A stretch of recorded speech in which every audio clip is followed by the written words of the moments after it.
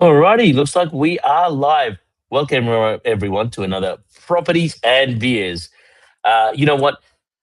Let's talk about the elephant in the room. Rates rose again the other day, and for a lot of investors, that changes the pressure in the background. Holding costs matter more. Cash buffers get tested, and decisions they get and decisions that felt comfortable a year ago start to feel tighter. And that's why I want to talk to you about, cash flow becoming harder to ignore and how it connects to NDI specialist disability combination and share a real experience that I had recently that puts it all into perspective.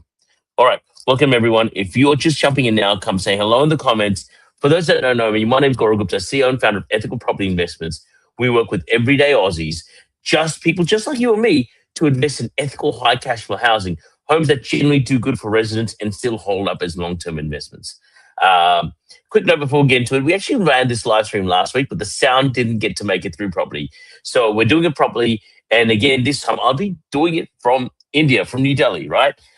So let's have a chat about what we're having for beverage. So it isn't beer o'clock yet. There is a time difference. So I'm having two beverages.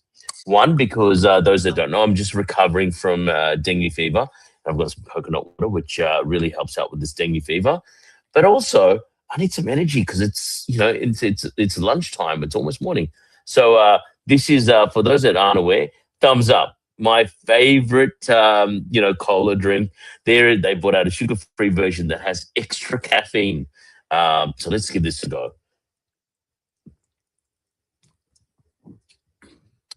Delicious. It kind of tastes like a less sweeter Pepsi Max, right?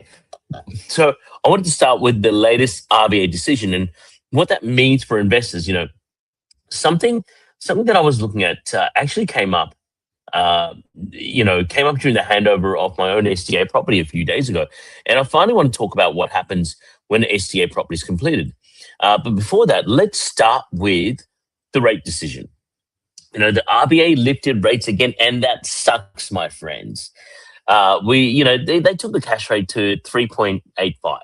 And for many investors, that changes the conversation very quickly. Negative gearing really starts feeling tighter. Holding costs matter more. And cash flow, they kind of moves to the closer of the center of decision making.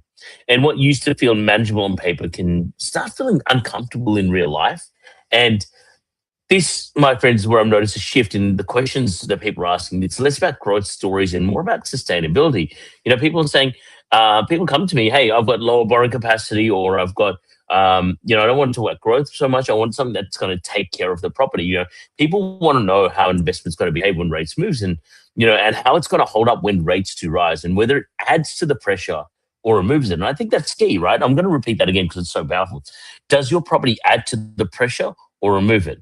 And that's why both co-living and SDA keeps coming up in conversations. Look, not as a solution for everyone. It's definitely not for everyone, right?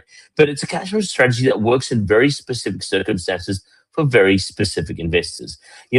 Typical SDA income once the property is tenanted sits anywhere between $80,000 to $250,000 per property. That's right. Up to 250. One real example, we work with a client that generates $257,000 per year, and which is actually 16% gross yield roughly. And that's not, I'm just sharing that to impress anyone. I'm sharing that to really impress upon you, as Tony Robbins says, right? How the numbers can work and what the structure, location, and what happens when you put the structure, the location, and execution the right way. At the end of the day, there was more money put into the property that was needed.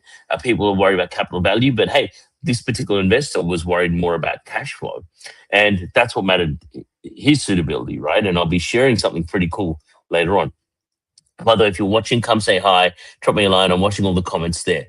Now, let's talk about the context of investing in SDA. It's not for everyone, but if you're keen, we are going to be running a webinar in a couple of weeks' time. So just last week, I was actually at the handover of my own SDA property. Yes, I let the cat out of the bag. That was actually my own property I was talking about. This is a property that cost around $1.6 million. And I even put more money into it after the property was built, just to make sure the landscaping was done right, another 30K.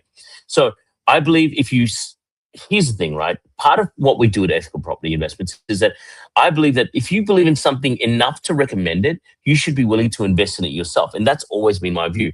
When you walk through a property at handover, the numbers fade into background. You're no longer looking at like a spreadsheet or PIA or projections, right? You're looking at the finishes and how the space feels. You're noticing how things that you never see on the plans, like, oh, this room looks bigger than I thought it would be, or this one needs adjustment. One thing that stood out to me again is how important pride of ownership actually is. And if you wouldn't feel comfortable living in the property yourself, it's very hard to expect someone with a disability to feel at home there. So this isn't short-term accommodation. This is not an institution, right? We, for so many residents, this could be their forever home. Possibly the last home that they ever live in, and that, my friend, shifts how you think about quality. Layout matters. Nice light matters, like natural light, right? Space and finish, they really matter. Not because they look good in photos, but because, someone's life is inside those walls. Even at handover, there are small items that really need to be rectified, and that's normal. But it reinforces why handovers matter so much. And if something's not right on day one, it becomes much harder to fix later. And when you're investing at this level at $1.6 million, you want to make sure things are done properly from the start. My friends, that applies to SDA. It applies to any property, whether it's co-living, SDA, or what have you, right? I need another drink. You know, so, sorry. There's a part that stays with me after that day. Handover really isn't the end of the journey. It's where the real test begins. Once the keys are handed over, the property enters the real world, right? Support coordinators are walking through, care providers, they assess whether it's actually working. Families form opinions and residents experience it every single day. That's why SDA investing becomes very different from how it's often presented. Because, my friends, reputation matters, right? Providers, they're talking to each other. Support coordinators, they're all talking to each other. And feedback travels quietly, right?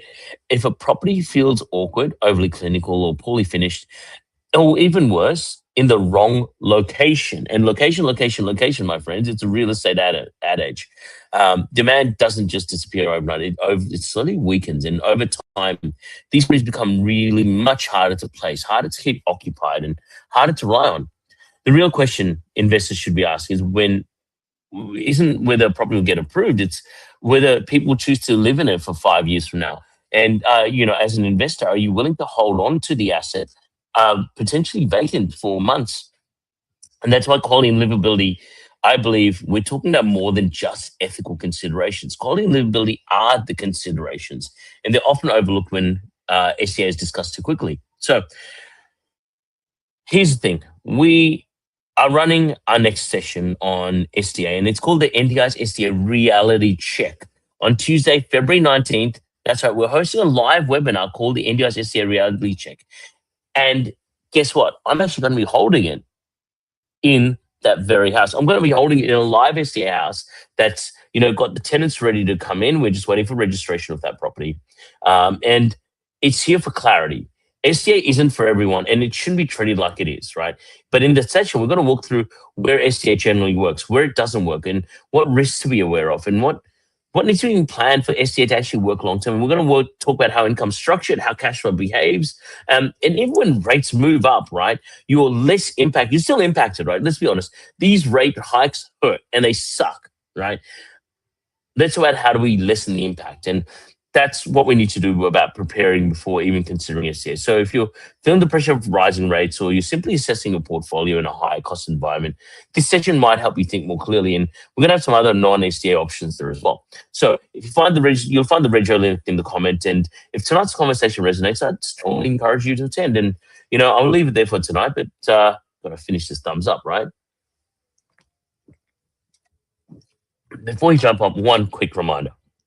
A large number of people watching these live streams have not followed our page yet, which means you're probably missing out on all the content that could help you make better decisions over time. And on Facebook, Ethical Property Investments, where we share grounded conversations around ethical investing, SCA realities, and long-term strategies.